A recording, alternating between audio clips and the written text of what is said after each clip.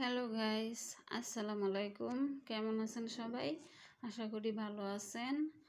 আজ আমি আপনাদেরকে ডিম লাউ রান্না করে দেখাবো। এই জন্য আমি একটা বাটিতে পেঁয়াজ কুচি আর কাঁচামরিচ কুচি নিয়েছি, নিয়ে একটু লবণ দিয়ে পেঁয়াজ আর কাঁচামরিচ কুচিটাকে একটু কষলে নিচ্ছি। নিয়ে কষলে নেওয়া হয়ে গেছে। এখন আমি দুটো ডিম এখানে ভেঙে দেব। দুইটা ডিম নিয়েছি, এখানে ভেঙে মিশিয়ে নেব।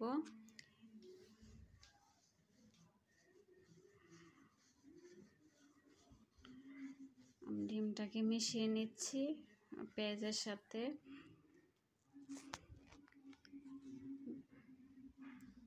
মিশিয়ে নেওয়া হয়ে গেছে। এখন চুলায় একটা কড়াই বসিয়ে দিয়েছি। আমি কড়াইটা আগে থেকে বসিয়ে দিয়েছি, তেলটাও গরম হয়ে গেছে। এখন আমি ডিমটা দিয়ে দিচ্ছি।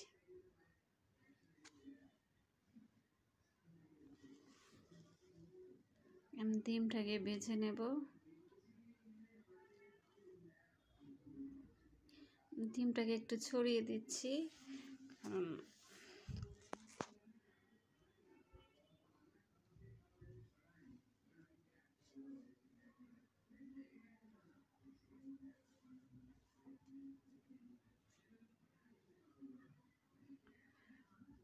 এখন ডিমটাকে বাস করে নিচ্ছি।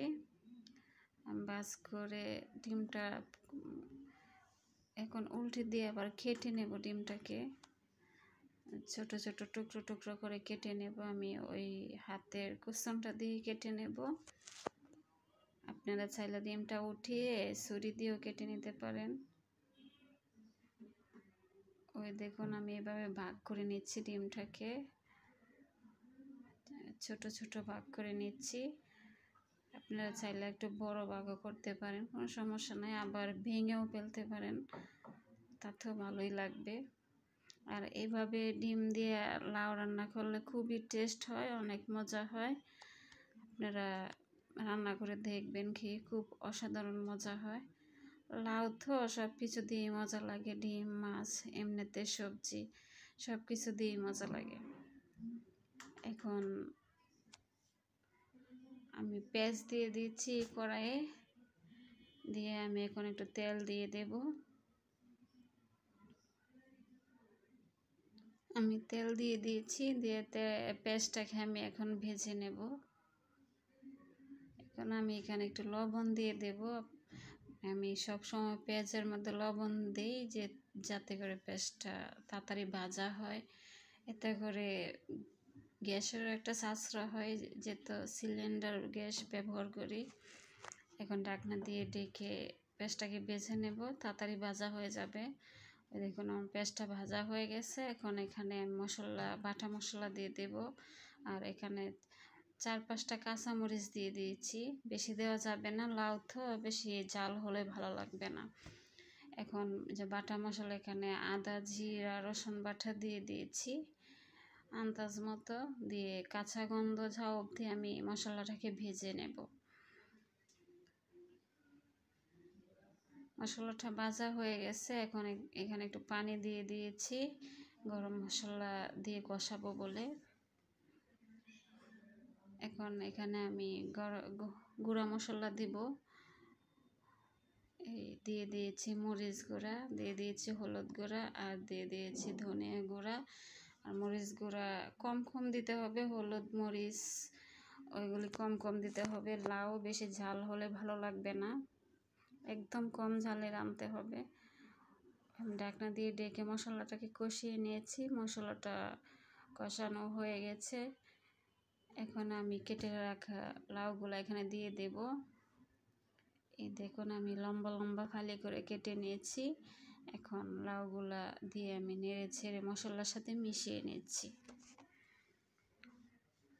ঢাকনা দিয়ে ডেকে রান্না করে নেব।